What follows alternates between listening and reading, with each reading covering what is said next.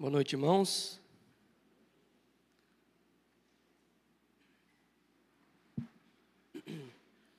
Quero convidá-la a abrir a palavra do Senhor em Filipenses capítulo 4. Vamos encerrar nossa série de sermões nesse precioso livro da palavra do Senhor, essa carta. Filipenses capítulo 4, a partir do versículo 10. Crianças, cadê as crianças? Hoje a gente tem a ceia do Senhor, não é isso? E a gente tem a alegria de ter vocês com a gente durante a pregação. Então, o pastor entregou para você aí, se você não recebeu, pega com um dos diáconos.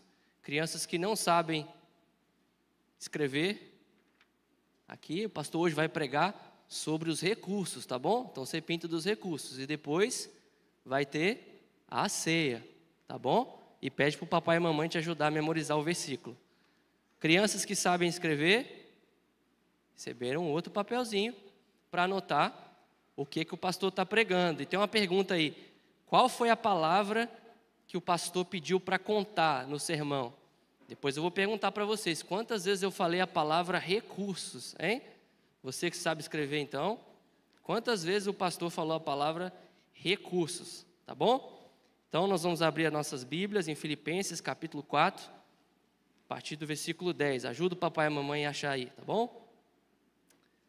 Filipenses 4, a partir do versículo 10. Diz assim a palavra do Senhor: Alegrei-me sobremaneira no Senhor, porque agora, uma vez mais, renovastes a meu favor o vosso cuidado, o qual também já tinhais antes, mas vos faltava oportunidade. Digo isto não por causa da pobreza, porque aprendi a viver contente em toda e qualquer situação. Tanto sei estar humilhado, como também ser honrado. De tudo e em todas as circunstâncias, já tenho experiência, tanto de fartura como de fome, assim de abundância como de escassez. Tudo posso naquele que me fortalece. Todavia fizestes bem, associando-vos na minha tribulação. E sabeis também vós, ó Filipenses, que no início do Evangelho, quando parti da Macedônia, nenhuma igreja se associou comigo no tocante a dar e receber, senão unicamente vós outros. Porque até para Tessalônica mandastes não somente uma vez, mas duas, o bastante para as minhas necessidades. Não que eu procure o donativo, mas o que realmente me interessa é o fruto que aumente o vosso crédito. Recebi tudo e tenho abundância.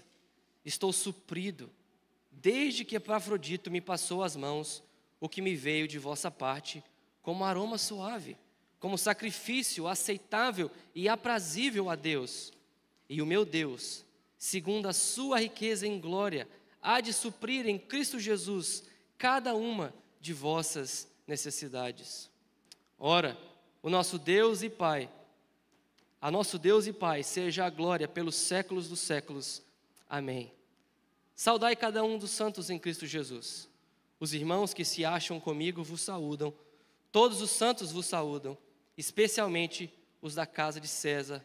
A graça do Senhor Jesus Cristo seja com o vosso espírito. Até aqui, leitura da palavra do Senhor. Vamos orar mais uma vez.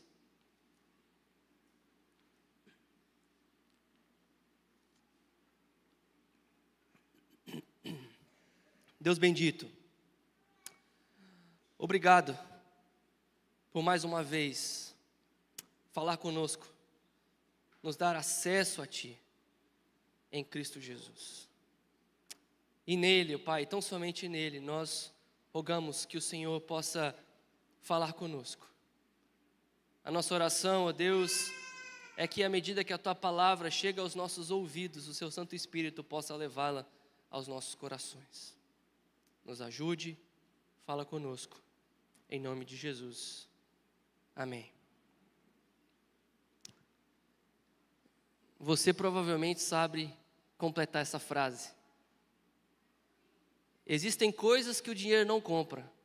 Para todas as outras, existe Mastercard. Não é isso? Propaganda, todo mundo sabe completar. E é sempre uma propaganda muito bonita. A família indo para um parque, a família se divertindo em algum lugar. E a ideia da propaganda que captura o nosso coração e faz a gente memorizar essa frasezinha e não esquecer, mesmo depois de tanto tempo, é que esse slogan, ele captura algo que é um anseio meu e seu. Eu e você, nós queremos investir bem os nossos recursos. Ninguém quer investir mal. Eu e você, na verdade, nós sabemos que o dinheiro em si não é o ponto, mas é o que nós fazemos com ele. Nós temos esse anseio de que a gente vai investir no que é certo, de que aquilo vai nos trazer satisfação e alegria. Sabemos que o ponto não é o dinheiro em si. O escritor brasileiro Carlos Drummond de Andrade disse certa vez o seguinte: o cofre do banco contém apenas dinheiro. Frustra-se quem pensa que lá encontrará riqueza. O cofre do banco contém apenas dinheiro. Frustra-se quem pensar que lá encontrará riqueza. Seja o Carlos Drummond, seja a propaganda de Mastercard, nós todos entendemos que a gente tem esse anseio de encontrar o que é verdadeira riqueza, de investir os nossos recursos em algo que de fato importa. Quem aqui não quer investir bem os seus recursos? E aí duas perguntas surgem para nós. Como que eu e você deveríamos pensar os nossos recursos? Pensar o que são e para que são os nossos recursos é a primeira pergunta. E a segunda pergunta é, como então investir os nossos recursos? E são essas duas perguntas que Paulo, inspirado por Deus, responde a mim e a você neste texto. Em primeiro lugar, então, como nós deveríamos pensar os nossos recursos? E nós aprendemos com Paulo aqui, queridos, que os nossos recursos não devem ser o motivo do nosso contentamento. Os nossos recursos não devem ser o motivo do nosso contentamento. Veja comigo aqui, a partir do versículo 10, Paulo recebe essa oferta e ele diz o seguinte: alegrei-me sobremaneira no Senhor. Paulo diz, olha, eu recebi essa oferta de vocês. E ele faz questão de mencionar que a alegria, a satisfação dele, embora ele seja grato, embora ele se sinta alegre com o cuidado dos irmãos, a satisfação última dele, o contentamento último dele está no Senhor. E não se ele está bem ou se está mal. Ele até nos diz no versículo 11 exatamente isso. Ele está falando, não estou agradecendo, não estou falando que eu estou alegre, porque eu dependo da circunstância. Ao dizer isso, Paulo está dizendo para os filipenses, olha, eu não estou dizendo para vocês que eu estou alegre só por causa dessa oferta, e a minha alegria depende se eu recebo ou não a oferta de vocês. É o que ele diz no versículo 11, digo isso não por causa da pobreza, porque aprendi a viver contente em toda e qualquer situação. Paulo está dizendo, olha, o meu contentamento não é por causa da oferta de vocês. Eu fico feliz, eu fico grato a Deus. Mas o meu contentamento está no Senhor. Essa palavrinha aqui, contentamento, o significado assim, a literal dela é esse sentido de suficiente, de suficiência, de ser autossuficiente. Mas Paulo aqui, ele traz uma dimensão cristã a essa palavra. Paulo não está dizendo que ele é autossuficiente, mas olha o que ele diz no versículo 13, de onde vem essa suficiência dele? Versículo 13 diz, tudo posso naquele que me fortalece.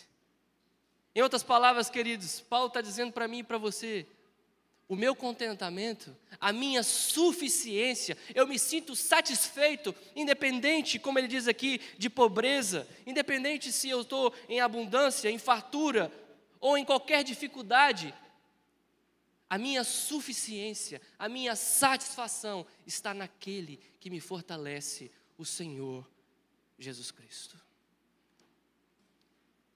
E talvez você está achando que Paulo está escrevendo isso aqui sentado num escritório, numa escrivaninha com ar-condicionado, dizendo que ele está contente em toda e qualquer situação. Não, queridos. Paulo escreve isso aqui, ele está preso por causa do Evangelho. E ele diz no versículo 12, eu sei estar humilhado como ser honrado. Eu já passei de tudo em todas as circunstâncias, de fartura, fome, abundância, escassez. Nós lemos um pouco mais cedo no culto hoje, 2 Coríntios, que apresenta para nós exatamente de forma ampliada o que Paulo já passou. Vamos lá para a gente ver quem é que está falando isso daqui.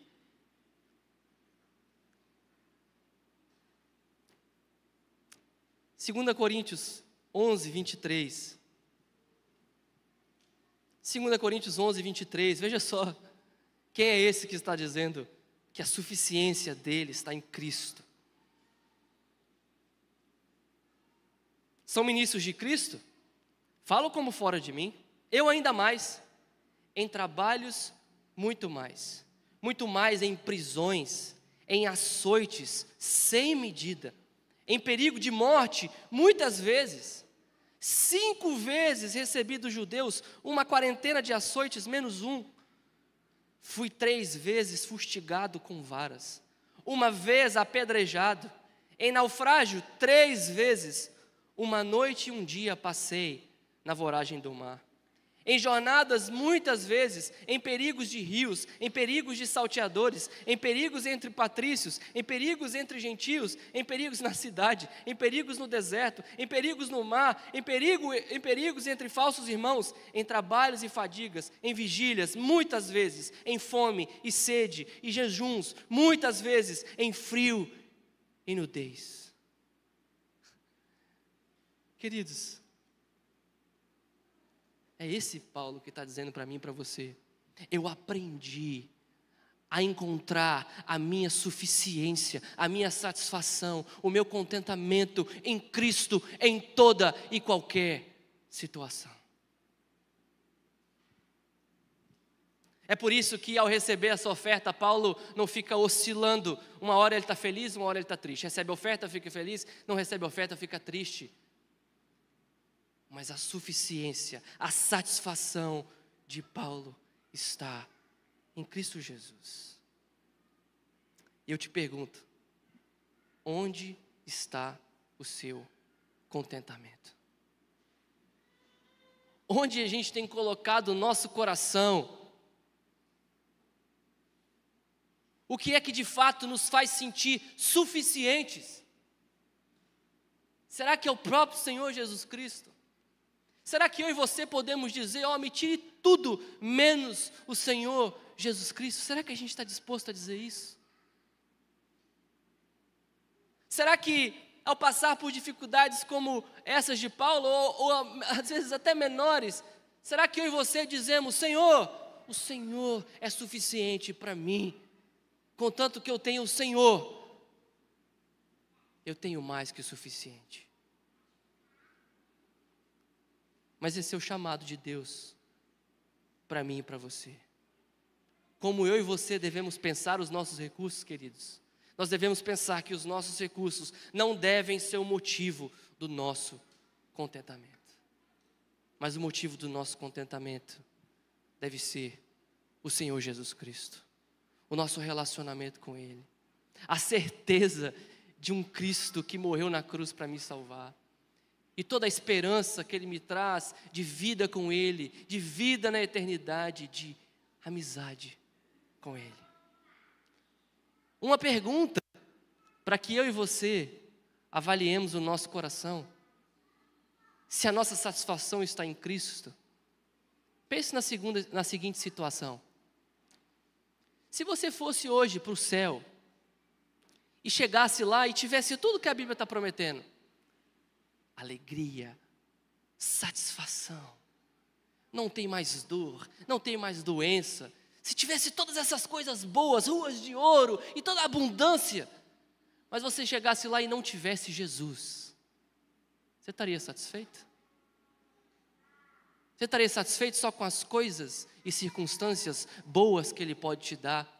Ou você chegaria no céu e fala, não, peraí, o que eu mais ansiava aqui era o Senhor Jesus Cristo, cadê o Senhor Jesus? Onde está o meu e o seu coração? Onde está o nosso contentamento, a nossa satisfação?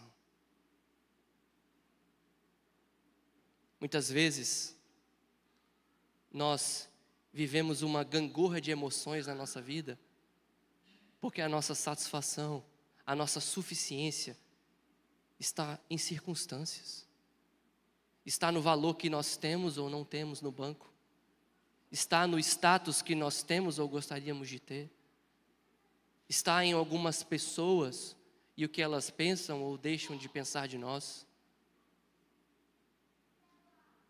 Nada disso vai encher o seu coração e te fazer sentir suficiente.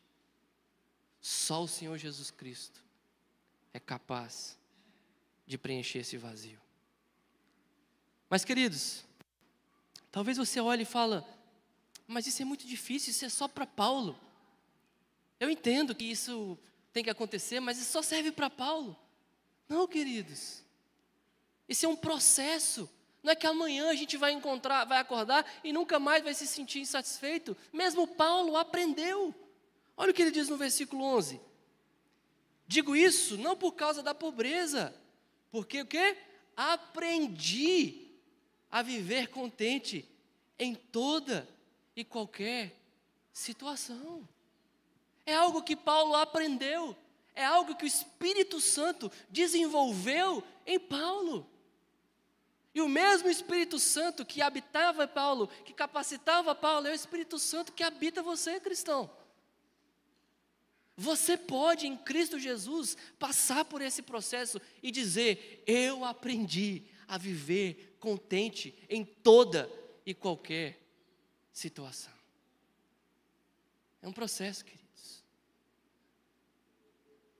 E a minha oração por você, o meu desejo, é que você saia daqui nessa noite com esse desejo. Me ajuda a estar contente, Senhor, na minha situação. É claro que eu e você podemos orar por circunstâncias. É claro que eu e você podemos orar por um emprego melhor. Podemos orar para que a situação mude, para que alguém que a gente ame seja curado. Nós podemos orar por isso. Mas quantas vezes no meio dessa oração eu e você temos orado, mas Deus, contudo, me ajuda a estar contente nessa situação. Senhor, eu te peço que o Senhor mude a situação, mas me ajude a estar contente nessa situação. Quantas vezes a gente tem orado assim?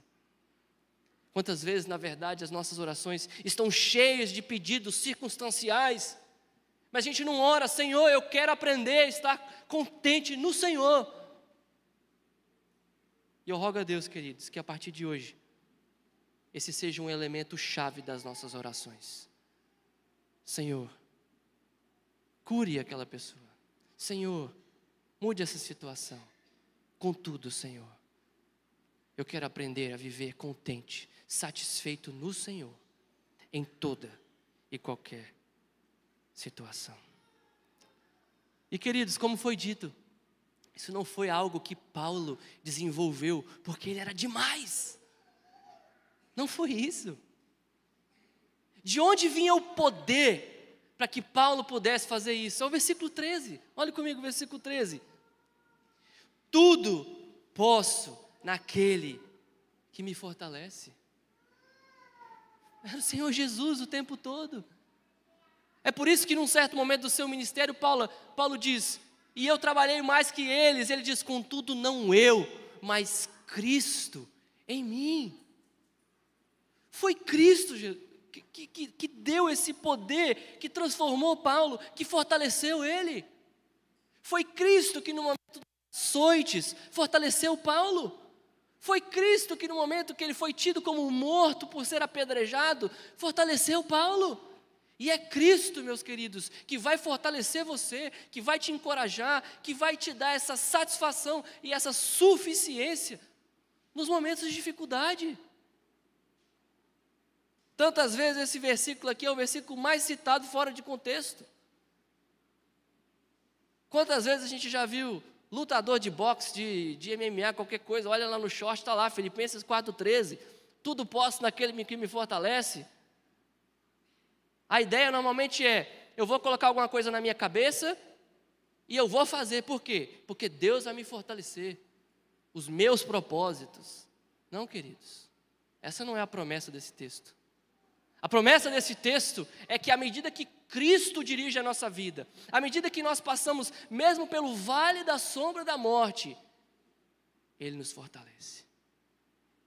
Não é a gente que vai adiante e a gente vai falando, ó Senhor, me abençoa nisso, nisso e nisso que eu estou indo. Não, é Ele que vai adiante, nos fortalecendo, nos guiando e nos abençoando.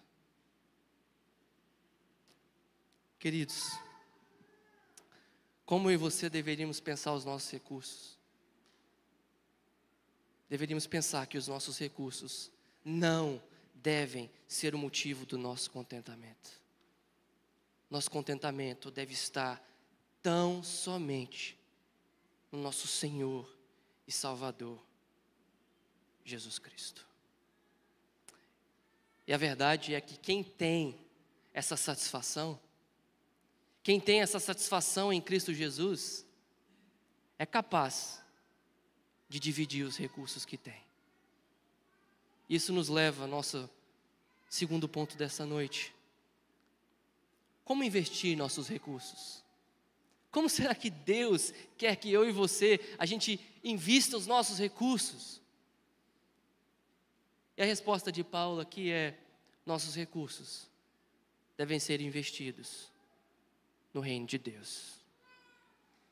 Nossos recursos devem ser investidos no reino de Deus. Nós vemos aqui a partir do versículo 14, Paulo dizendo, todavia, fizestes bem, associando-vos na minha tribulação. E ele passa a dizer aqui nos versículos, como em várias oportunidades, a igreja dos filipenses mandaram ofertas para Paulo. Eles eram um parceiro de Paulo no ministério, eles mandavam recursos. E veja, eles não mandaram só recurso financeiro. Nós lemos mais cedo nessa carta sobre Epafrodito, que era um líder, alguém importante na igreja dos filipenses. Mas olha o que diz o versículo 18. Recebi tudo e tenho abundância. Estou suprido desde que Epafrodito me passou às mãos o que veio de vossa parte. Eles não mandaram só o dinheiro não, queridos. Eles mandaram também o que eles tinham de melhor. Mandaram Epafrodito para ajudar Paulo no ministério. Alguns anos atrás eu me deparei com uma campanha que a organização missionária da Presbiteriana dos Estados Unidos estava fazendo. Se eu não me engano, o nome da proposta era o 1% ou o 10%. E a ideia desse projeto missionário é que as igrejas enviassem não só os recursos, mas enviassem pessoas. Mas tantas vezes, assim como a gente faz com os nossos recursos financeiros, nós também fazemos com os nossos recursos de pessoas. Tantas vezes os nossos recursos financeiros, nós olhamos só para nós. E tantas vezes com o nosso recurso de pessoas também. Quantas vezes as pessoas se destacam na igreja, a pessoa é uma bênção. Quantos estão dispostos a falar assim, vamos enviar essa pessoa para servir em outro lugar? Tantas vezes a nossa ideia, não, mas ele está servindo bem aqui, a gente precisa dele. Todavia fizestes bem, associando-vos na minha tribulação. Ao ver essa igreja dos filipenses participando na missão do Senhor, ao ver essa igreja investindo os seus recursos, ao ver essa igreja investindo as pessoas que eles tinham, o que Paulo diz? Paulo não censura eles. Paulo não diz, vocês estão fazendo algo errado. O que Paulo diz no versículo 14? Todavia fizestes bem. Paulo está dando o ok apostólico, inspirado por Deus, de que sim, os nossos recursos devem ser investidos no reino de Deus. E aqui vão algumas formas que você pode investir no reino de Deus. Talvez a forma mais básica e mais clara disso são os nossos dízimos. Queridos, dízimo não é invenção de homem, não. Se você tem dúvida sobre isso, procure os pastores da igreja. E nós vamos mostrar para você que a palavra de Deus diz que eu e você temos que devolver ao Senhor 10% daquilo que Ele nos dá. É o mínimo. Tudo pertence a Ele. Tudo vem dEle. É o mínimo. Esse é o mínimo que eu e você podemos fazer para investir no reino de Deus. E quantos de nós queremos estar aqui desfrutando das bênçãos do reino, dos investimentos que são feitos no reino, mas não queremos investir no reino? Outra maneira que eu e você podemos investir no reino são momentos de oferta, de uma cesta, de uma oferta que é trazida aqui, ou uma oferta que você dá a algum irmão, alguém que está passando necessidade. Quantas vezes, queridos, a visão que a gente tem de missionários, às vezes é tão negativa. Uma das coisas que mais me chamou a atenção, enquanto estava lá nos Estados Unidos, uma das coisas que mais me chamou a atenção é o cuidado da igreja com seus missionários. Eles tinham alegria de saber que o missionário estava vivendo bem num outro país. Era impressionante. A mentalidade lá, queridos, era assim: eu tenho a minha casa, eu tenho a minha família, eu tenho a minha igreja, eu estou numa zona de conforto, eu tenho conforto. Esse irmão em Cristo está indo para um outro país, longe da família, longe dos amigos, confiando nos recursos. A mentalidade era, eu até prefiro que ele viva com mais conforto lá do que eu vivo aqui, porque ele não tem os confortos que eu tenho aqui. Mas quantas vezes a mentalidade da igreja brasileira é o contrário? Uma mentalidade de miséria. Que o missionário tem que ficar se podando de postar que está de férias. Porque senão tem mantenedor que para de mandar porque o missionário tirou férias. É verdade, irmãos. Isso não é mentira, não. O missionário não pode postar que comprou um relógio, porque tem gente que para de dar. Uma mentalidade de que o missionário tem que sofrer. De que quanto menos, melhor. Vamos ver com quão pouco você pode viver. Qual que é o mínimo que a gente pode dar para você? Essa não é a mentalidade da palavra de Deus. A palavra de Deus quer que a gente cuide. Olha só o que Paulo disse. Paulo não disse vocês fizeram mal. Paulo diz vocês fizeram bem. E Paulo diz eu recebi tudo e tenho abundância.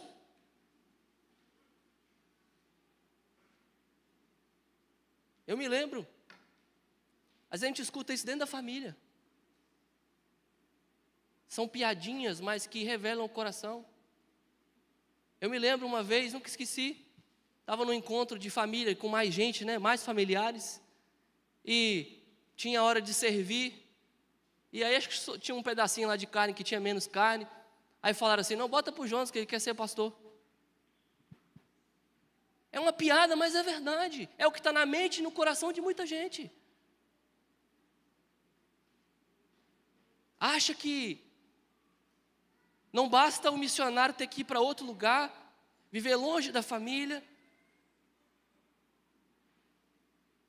que ele vive em miséria lá. Essa não é a mentalidade da palavra de Deus. Esse não é o cuidado que Deus chama a mim e a você a dispensar aqueles que se dedicam ao trabalho missionário. Paulo diz que eles fizeram bem. E eu e você faremos bem. Porque nós somos parceiros, queridos. Paulo diz no versículo 14, vocês fizeram bem em se associar na minha tribulação. No versículo 18, ele diz, recebi tudo e tenho abundância. Versículo 15, ele diz, na segunda parte, nenhuma igreja se associou comigo no tocante a dar e receber. Ou seja, Paulo está dizendo para a igreja de Filipenses, olha, vocês recebem as bênçãos do meu ministério e vocês me abençoam. Percebem o que está acontecendo? Está todo mundo se associando e dando o recurso que tem para o bem do Evangelho. É assim que a gente pensa quando a gente dá o nosso dízimo? É assim que a gente pensa quando a gente manda uma oferta para um missionário? A gente se sente um parceiro daquilo ali? A gente sente e fala, olha, eu sou um parceiro dessa pessoa. Eu participo dos sofrimentos. Paulo diz que eles fizeram bem. Queridos, em outras formas, não é só a questão financeira, mas todos os recursos que nós temos. A ideia aqui de os nossos recursos serem investidos no reino de Deus é todo o recurso que eu e você temos. E investido no reino de Deus não é só investido em quatro paredes, mas é investido naquilo que o rei quer. É isso. Investir no reino de Deus é investir naquilo que o rei Jesus quer. Então, por exemplo, quando você, pai, você, mãe, gasta tempo lá na sua casa para fazer um culto familiar, você está investindo seus recursos no reino de Deus. Quando você visita um irmão e vê que ele está passando por necessidade e leva uma cesta ou alguma coisa que ele está precisando, você está investindo no reino de Deus. Quando alguém mais velho, mais experiente, convida um jovem para tomar um sorvete, bater papo e acompanhar num discipulado de ensino da palavra de Deus, você está investindo no reino de Deus. É colocar tudo que nós temos e tudo que nós somos à disposição da vontade do Rei Jesus. É isso, queridos. Como é que eu e você podemos investir bem os nossos recursos? É colocar tudo que nós somos, tudo que nós temos à disposição da vontade do Rei Jesus. E nós falamos, queridos, do dinheiro, sabe por quê? Porque o dinheiro tantas vezes é uma janela para o nosso coração. Pode olhar, faça traça lá na sua casa, onde você gastou esse ano o dinheiro, você vai ver o que o seu coração de fato ama. Pode falar que você ama outras coisas, mas se você olhar onde o dinheiro foi, você vai ver o que você de fato ama. Não foi isso que Jesus disse? Onde está o teu tesouro, vai estar o teu coração? E quando você traçar isso, onde está seu coração? O que você de fato ama e tem investido os seus recursos? No reino de Deus ou no seu próprio reino? Você tem orado e vivido, venha o teu reino, seja feita a tua vontade? Ou tem orado e vivido, venha o meu reino e que o meu reino cresça? E queridos, não somente isso, fazer isso é uma das maneiras que Deus nos deu de adorar a Ele, de bendizer a Ele, de ser grato a Ele. É o que diz a segunda parte do versículo 18. Diz que Epafrodito passou às mãos o que me veio de vossa parte, e o que diz? Como aroma suave, como sacrifício aceitável e aprazível a Deus. Ou seja, queridos, quando a gente faz isso, nós ainda estamos adorando a Deus. Quando a gente faz isso com um coração grato, com a consciência do que nós estamos fazendo, é uma forma de gratidão, de louvor e adoração ao nosso Deus. E qual que é o crente que não quer adorar a Deus? É quase que uma coisa que não mistura água e óleo. É o crente que não gosta de adorar a Deus. Então, se você é crente, se você gosta de adorar a Deus, você gosta de investir no reino de Deus para adorar a Deus. E sabe o que é mais impressionante nisso, queridos? Que a gente adora a Deus com os recursos que Ele nos deu e Ele ainda nos abençoa. Olha a certeza de Paulo no versículo 19. Ele diz: e o meu Deus, segundo a sua riqueza em glória, há de suprir em Cristo Jesus cada uma de vossas necessidades. O recurso é de Deus. Ele nos dá. A gente devolve em gratidão e Ele ainda nos abençoa. Isso não é teologia da prosperidade não, tá? Não estou dizendo traga 5 que Ele vai dar 10, traga 10. Não, talvez você vai trazer 10 e Ele não vai te dar outros 10. Mas Ele vai te abençoar de alguma forma. Com bênçãos espirituais em Cristo Jesus.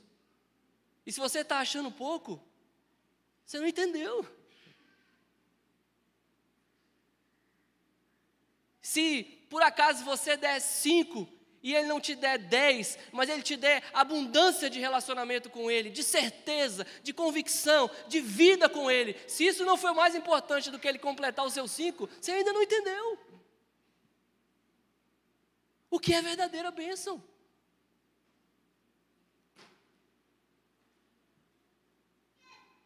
O que está acontecendo aqui, queridos, é como se você tivesse ido no banco e pegasse um empréstimo infinito. Eu quero saber qual que é o banco que faz isso, né? Mas você foi no banco e fez um empréstimo infinito. E aí, à medida que você pega aquele dinheiro do empréstimo infinito que o banco te deu e devolve para o banco te recompensa. Qual que é o banco que dá empréstimo infinito? Qual que é o banco que te recompensa por você devolver o que é dele? Queridos, é muito mais que isso que Cristo fez por mim e por você. Cristo não te emprestou nada. Ele pagou por você. Cristo não te emprestou para você ter que devolver, que eu e você a gente não consegue devolver nada para Ele. Ele pagou. Ele tomou sobre si o meu e o seu pecado e cravou naquela cruz e Ele pagou. Está pago. Está consumado, foi o que Ele disse. Está pago. O crédito agora é infinito. E quando a gente, em gratidão a isso, serve a Ele, faz alguma coisa para Ele, Ele ainda nos abençoa. Você percebe que diante disso, como é mesquinho da nossa parte, quando a gente não quer dar nem o dízimo. Quando a gente duvida daquele que não poupou o próprio filho, a gente fala, mas se eu der 10% vai faltar aqui em casa. Duvidar daquele que deu o próprio filho para morrer por você. Quão mesquinho é quando a gente pensa, qual que é o mínimo que eu posso dar? Se Ele deu o máximo, o melhor que Ele tinha por você. A cruz de Cristo. E é por isso que a palavra aqui é investir, queridos. É investir. Existe uma diferença muito grande entre investir e simplesmente pegar a sobra. Se você tem algum conhecimento aí na área de planejamento financeiro, você sabe, se você quer investir um certo dinheiro, ele precisa estar no seu orçamento. Você já vai salvar aquele dinheiro para investir. Você não vai ficar esperando o fim do mês. Você vai ajustar as suas finanças, vai ajustar as suas contas para que você consiga investir aquele valor. E tantas vezes com o reino de Deus é assim, o que sobrar eu dou de dízimo. Se sobrar algo mais, eu dou mais alguma coisa. É investir, queridos. É privilégio meu e seu. O que Cristo fez por mim e por você não foi um empréstimo. Foi um pagamento que custou caro. Custou sangue. E Ele ressuscitou. E um dia, todos quantos confiaram nele, viveram para o reino dele, viverão no seu reino perfeito e consumado, por toda a eternidade. Que Deus nos abençoe, queridos. Que nós sejamos uma igreja que pensa nos nossos recursos, de tal forma que os nossos recursos não são o nosso contentamento, mas nosso contentamento está em Cristo. Que nós possamos ser uma igreja que investe os nossos recursos, pessoalmente e como igreja, no reino de Deus. E que Deus assim nos abençoe, em nome de Jesus. Vamos orar?